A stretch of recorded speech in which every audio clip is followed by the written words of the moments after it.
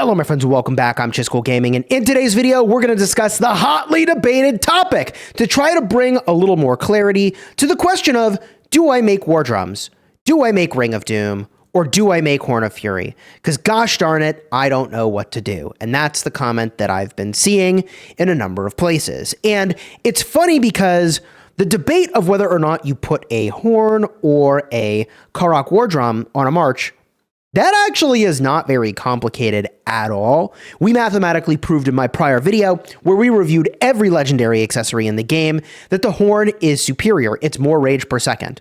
There are some people that have some funny ways and really wild ways of claiming it's a statistical analysis of blah, blah, blah, blah, blah. I can't understand the convoluted logic that leads them to believe that drums, which is less rage per second, would be better than Horn. But those people are out there. There also were people out there back in the day that thought attack was better than health on Attila until I proved them all wrong and they dismantled all their gear. So why am I saying all of this? I don't think we need to debate whether or not Horn is better than drums. The question these days seems to be, is it Horn and drums or Horn and ring, which has been the guidance for a very long time? And the reason why this, in my opinion, is a topic that becomes relevant again is because of the strength of active skills getting way better. They're like 3 times better than they were at the start of the game, somewhere between 2.5 to 3 times as much damage factor, which is a really big deal. And yes, ring scales as well, but the better your active skills are, the more interesting it is to generate rage. And as I've proven in my prior video, the more ways you have to generate rage, and we have more now than ever, the better it is to generate rage. The only thing is you're very vulnerable to silence.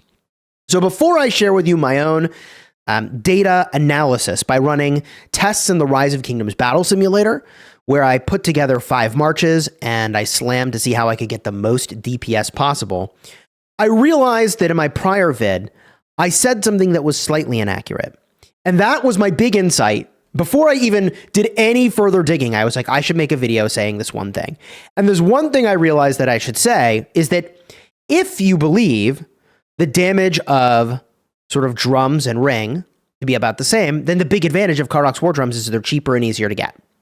And the way that I misspoke in my prior video is I said something like, oh, I don't want to spend 120 legendary materials, or it'll take me a while to get 120 legendary materials to go make one of these things. And it's like, wait, no. When I watched it back, I was like, wait, no, it's 100 legendary materials. That's the big insight. That's the big insight. It's like, oh, well, if they're about the same, but the cost is 20 legendary materials less, then like, yeah, Karuak War Drums are very interesting to go and make in that context. But is it actually about the same or not? And that's sort of the question that we'll get a look at in this video. And we'll do that in 2 ways. First of all, we'll do what's called a meta-analysis, not like meta in terms of most effective tactic available, but meta-analysis in, I don't know, the research world means you look at studies that other people have done, okay? And you try to compile the results from that to get a better overall result because you're looking at multiple things, not any one thing, all right? So we'll start there based on work other creators have done. Then we'll go show you my testing, which I think is really insightful, and I learned a lot of things that I did not expect to learn. You can use the timestamps, jump to whichever part you'd like, okay? But the long story short is, well, if they're almost the same and drums are just cheaper, drums are pretty compelling to make. Now, I will caution you, however, that a rage-based strategy is extremely vulnerable to silence. So if you're going the drums route and they ever release more commanders like Guam the Silence, you are actually absolutely decimated, and the extent to which I think you cannot fathom yet how screwed you get for a rage-oriented strategy in a world where silences become prominent. If the game goes that way, we have Guan. Already in Canyon, I can tell you one Guan can shut down the whole rage strategy so fast, it is jaw-dropping how much it changes the result. But let's get to the meta-analysis, all right? So I shared with you the big insight sort of upfront based on what I figured out all on my own, looking at my own video, feeling like a bozo because I said the wrong thing. Now let's look at what other people did.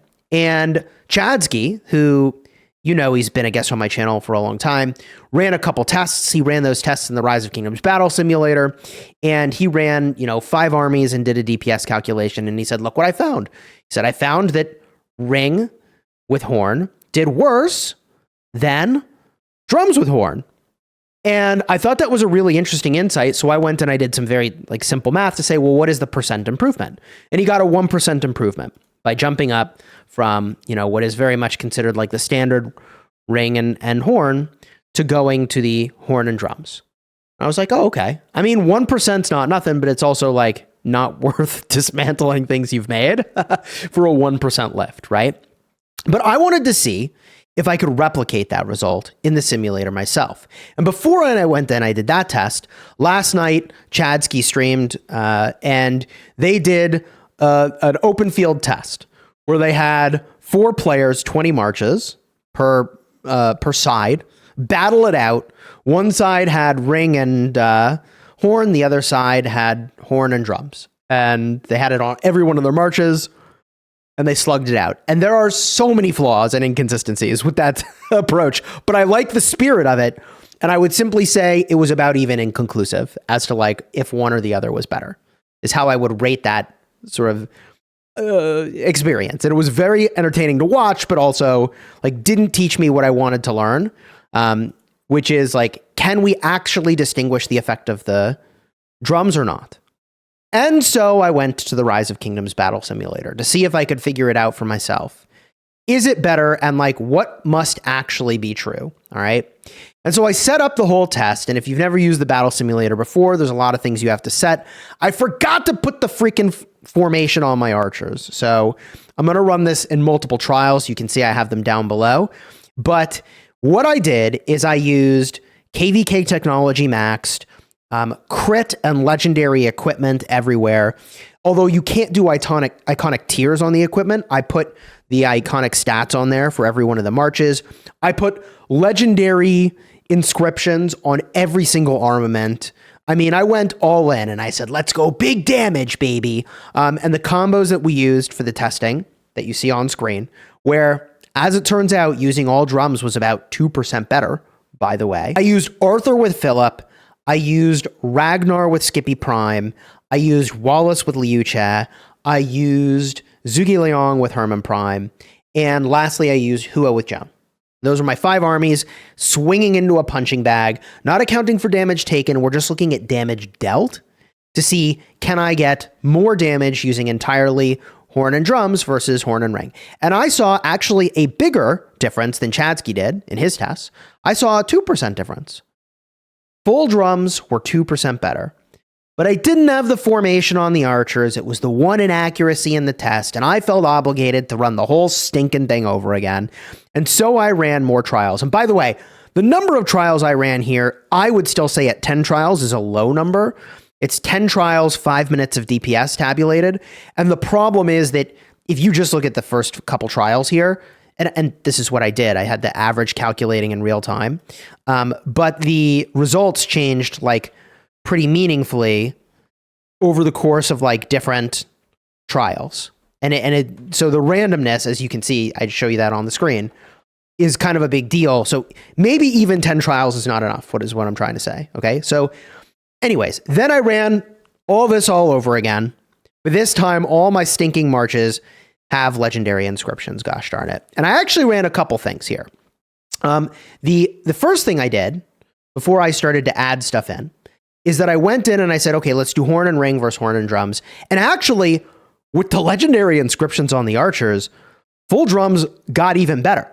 It was 3.43% more total damage with full drums rather than full rings. Now, before you go dismantling gear and changing your shit around, hold up, stick around, because there's a lot that I learned.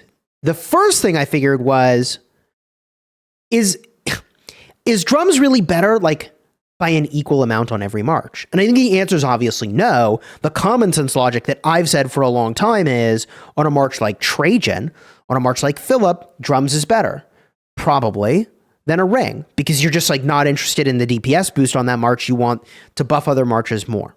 Because Philip, on his active skill, he's not doing big damage. And so rage is better there. So in this trial, this column, what I did is I ran the whole thing all over again with horn and ring on all the marches, except I put drums on the Philip.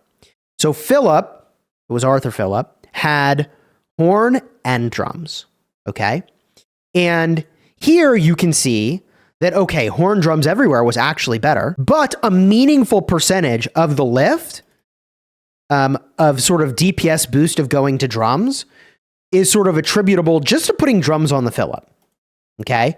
It's a slightly disproportionate, I guess, lift to put drums on fill-up. It's like, if we're putting them anywhere, that is like the one march where it seems pretty obvious to go and do that. All right? So more than 1/5 of the lift comes from putting it on fill-up. And that's cool. Let's go to the next trial, because I was like, well, you know, Chisgule, if a legendary inscription just on the archers made this much of a total damage difference, and made drums specifically this much better, what if we just had rare inscriptions? Like, how does that change the calculus? And this is where things started to get really interesting. So if we only have rare inscriptions, and I put a rare inscription in every slot, okay? Well, now full drums is only 1% better. In fact, putting the drums onto fill-up accounted for almost all of the lift and damage. I'm going to say that again.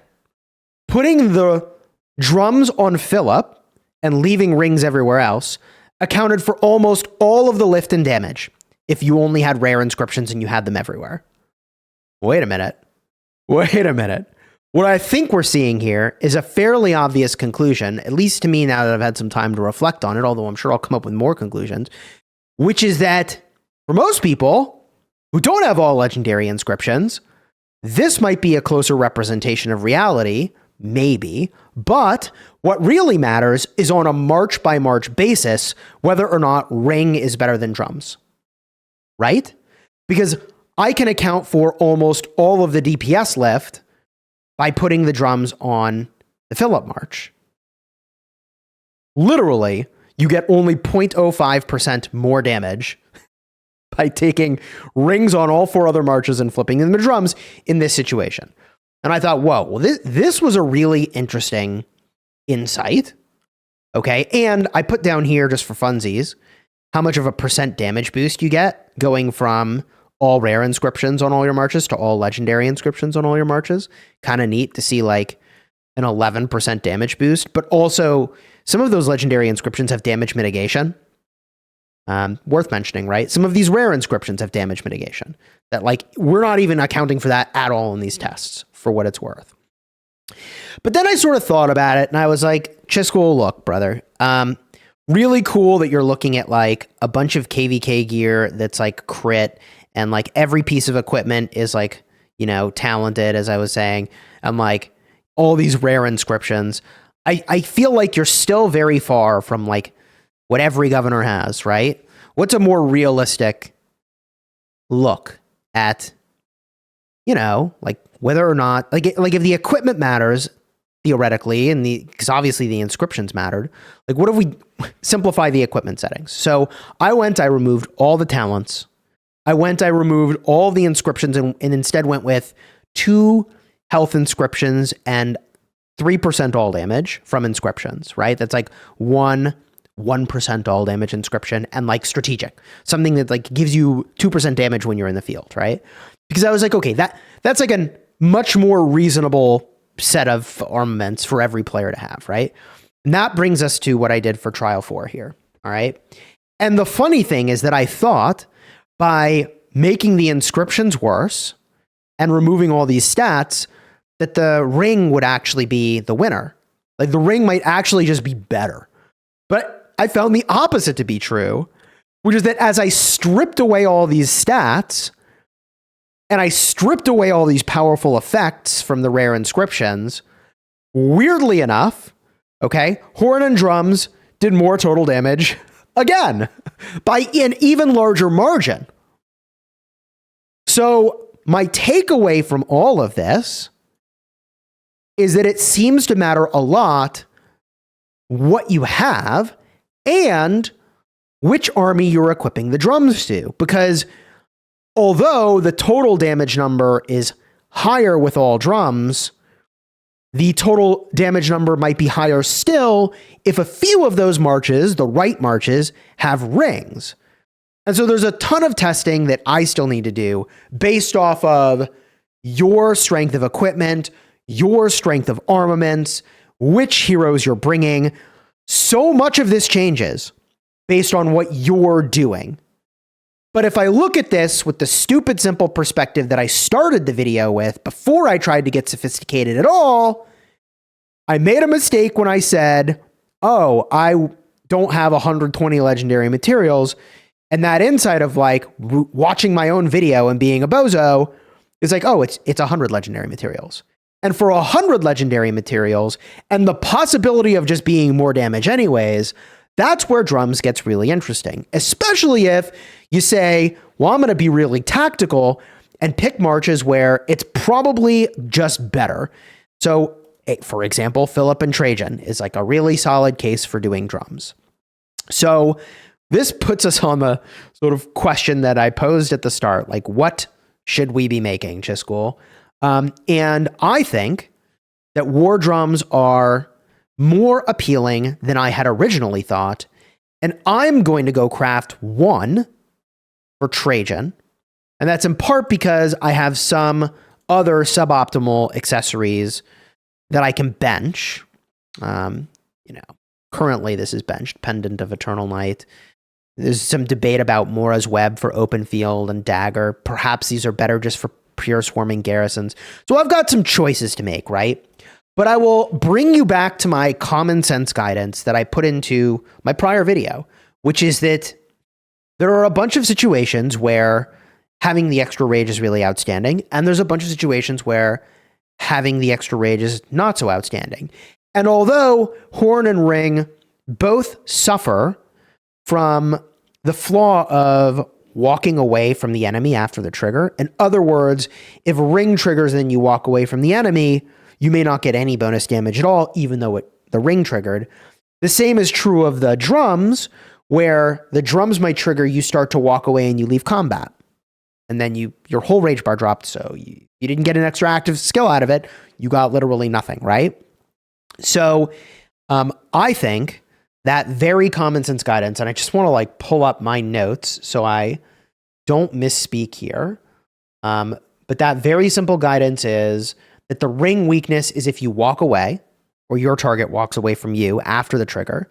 So it's very good for swarming garrisons, as I mentioned. Whereas the drum weakness is that if you don't get your skill cycle, it did literally nothing for you. So even if you're like standing there, you get drums to trigger, you're hitting the enemy, but something happens that you don't get your active skills on them, you either leave combat or they disappear or there's like, by disappear, I mean they get sad-faced. And you don't target something else, or there's like all these situations where you might not skill cycle. Okay, that's the drum weakness, and drums is extremely vulnerable to silence. Extremely vulnerable to silence. So if silences ever come back, drums are going to be very vulnerable to that. And already I'm telling you, the right placement of Guan and Canyon is devastating to the rage strategy. As someone who uses the rage strategy, but doesn't want to immediately dismantle my own success in Canyon, which I basically just did by saying that. So anyways, yeah, I will go and make some drums. One pair of drums. And it's going to go on Trajan. And I think the biggest takeaway is that a lot changes based on your exact setup. A lot. So I think if I were to make another video about this, I would go and do some additional testing. So be on the lookout for that. I might go do it if the demand is there. This might ultimately satisfy it to say, yeah, I mean, it's less legendary materials and it might be just about as good. It's got one extra weakness, which is the silence effect. But that's a bridge you only have to cross if they add another silence to the game. That's really powerful. Oh, and if they do, oh, the suffering. But whatever. You enjoy the vid, throw a like on here, subscribe. Definitely drop a comment down below. This has been kind of a fun topic to explore. I use the Rise of Kingdoms battle calculator to do all my calculations. So I'm very dependent, obviously, on the accuracy of the calculator, and my ability to accurately plug in and use the sort of calculator to plug in the stats. So I'll have a link to that down below in the description as well. if that's something that you wanted to check out. I'm a member of the Patreon and have been for like over a year or so. So every now and then I pop into the calculator and do a few things. This was certainly an interesting one, right? So yeah, I mean, I guess the other way to think about it is there was a really good Venn diagram from Davor, who I talked about in a prior video. He did a bunch of optimization around like stats, health, defense, and attack, and which marches want which. But in his spreadsheet, and I'll have a link to the video at the end of this, you probably want to go check this out. But, you know, he had a little Venn diagram that said something like common sense, the things the calculator is telling you, and there's like some other thing in there. I don't know. But the, you know, I think looking at it from that lens of does this pass the common sense check? I think yes, it does. And does it pass the check of what's in the calculator? Yes. And it passes the check of sort of what I would understand to be true of like things I have observed in game. Anyways, enjoy that. Throw a like on here, subscribe, check this other video about stats. I mean, we spent this whole video talking about like a 1 to 4% lift in damage. So if that's what you care about, and that's why you're here, watch the other video. Like, you really should watch that one if you like this one.